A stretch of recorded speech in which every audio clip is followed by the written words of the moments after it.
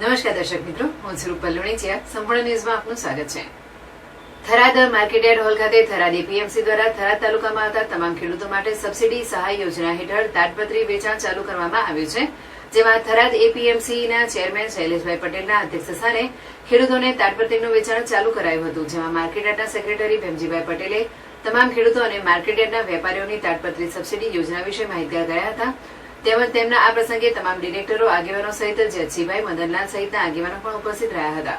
તેમજ માર્કેટયાર્ડના ચેરમેન શૈલેષભાઈ પટેલે નિર્ણય લીધો હતો કે જે થરાદ માર્કેટયાર્ડમાં વેપારી દુકાન ધરાવે છે અને જો બીજા તાલુકાના હોય તો પણ તેવા વેપારીઓને પણ ₹5,000 જેટલી શેષ ભરતા હોય તો તેમને પણ તાડપત્રી આપવામાં આવશે, જેનાથી તમામ વેપારી મંડળે પણ આનંદ વ્યક્ત કર્યો હતો.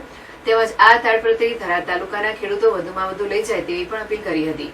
તેમજ સવારના 11 વાગ્યાથી સાંજે 3 વાગ્યા સુધી આ તાડપત્રીનું વિતરણ કરવામાં આવશે અને ખેડૂતોને 1 મહિનામાં સમયની અંદર જ પોતાની 50% સબસિડી પોતાના ખાતામાં જમા થઈ જશે.